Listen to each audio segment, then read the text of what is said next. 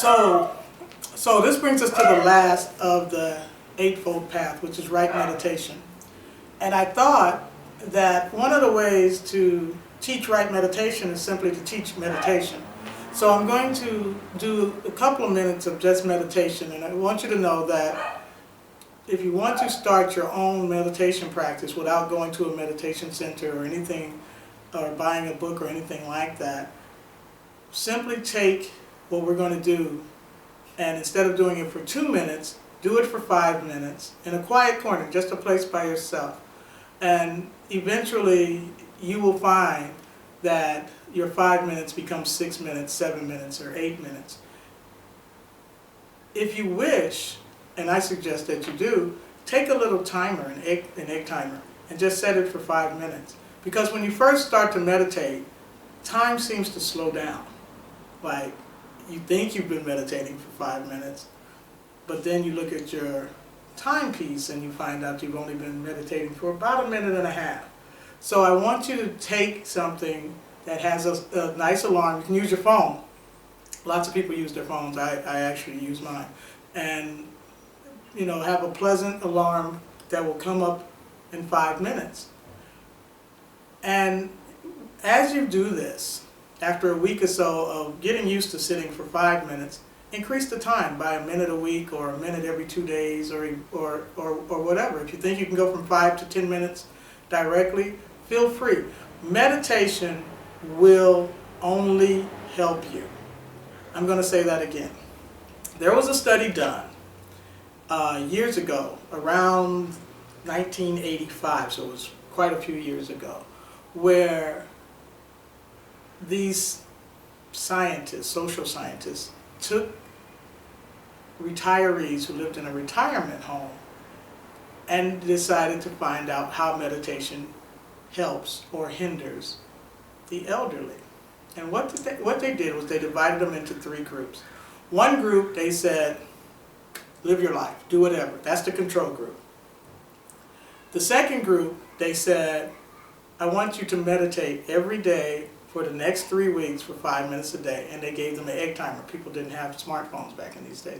They gave them an egg timer and just told them to go and in the morning before they started their day, 5 minutes, sit quietly. And that's the only instruction that they gave them. And the third group, they gave them meditation teachers. And they sat with meditation teachers every day for 3 weeks. So before they started, everyone in all of the groups had their blood pressure checked, all of their health, you know, their heart rate and those things. They were all checked to see how they were doing, to give them a baseline for the test. After the 3 weeks, the people who didn't meditate at all pretty much kept the same numbers, which was not surprising. The people who meditated with meditation teachers, all of their numbers improved. Their blood pressure went down, their heart rates went down, even all of their chronic diseases lessened because they were sitting in meditation with a meditation teacher. The surprising finding was that the people who didn't know how to meditate, who only sat quietly for 5 minutes, their numbers improved just as much as the ones who learned with the meditation teacher. That's to say, you don't need me. You can do this by yourself. And as long as you are doing it with right intention, which we've already discussed, you will improve. And you will improve your life.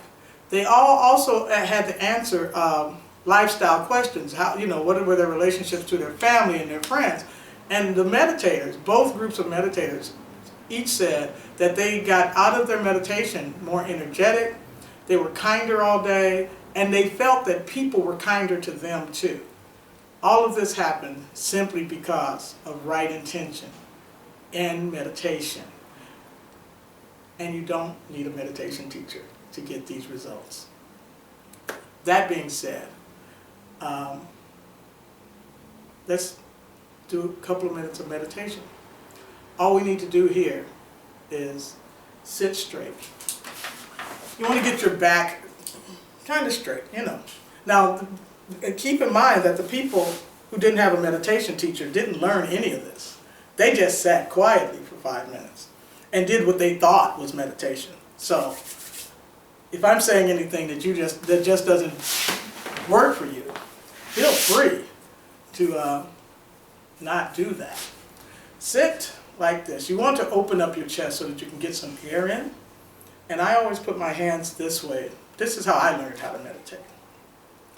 And it's important that you keep your spine kind of straight because you don't want to slouch. So I always imagine that there's a balloon running through the top of my head that has helium in it. And it's a balloon, you know, so it tugs me straight. But if I want to move my head, it's simply a balloon. I can do whatever I want. But it keeps me straight. And then I find a spot on the floor about 3 feet in front of me so that I can relax my eyelids. Or sometimes I close my eyes and I inhale.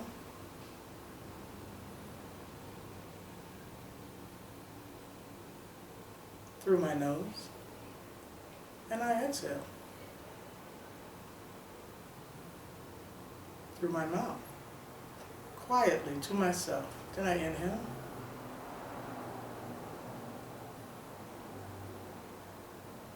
through my nose, and I exhale.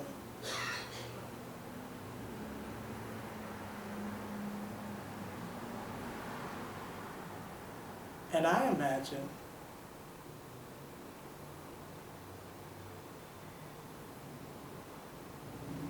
that there's a stream that is running directly in front of my eyes.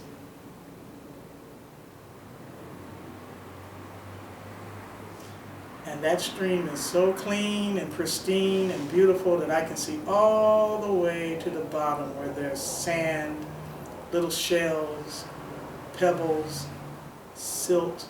All of it is right at the bottom and I can see it. It's completely clean. And I watch the stream stay as clear as it can.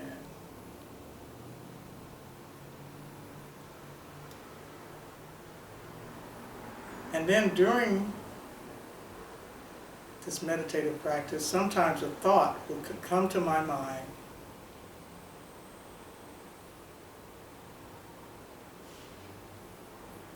And that thought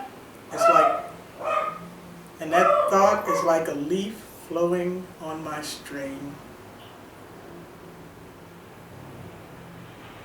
And when I see the thought, I say, oh, it's just a thought. And I let it flow on by. And my stream clears out again.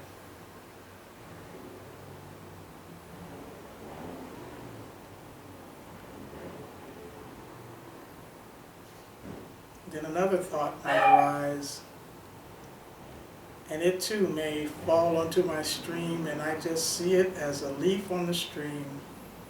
Nothing to attach to, nothing to tell a story about. It just flows right away.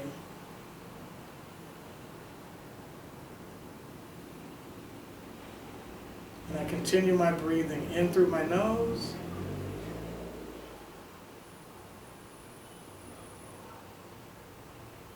and out again. Really relaxed. Nothing to hold on to. No rules to follow. Nothing to worry about. It's just a beautiful day sitting by the stream, watching the leaves as they fall from my mind.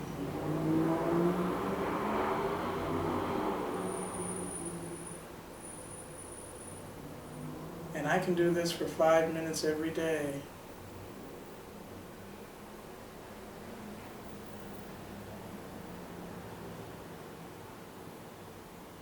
And when I'm ready to come out of my meditation,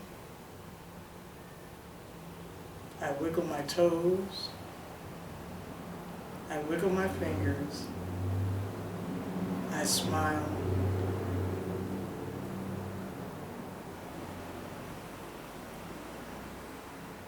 Thank you.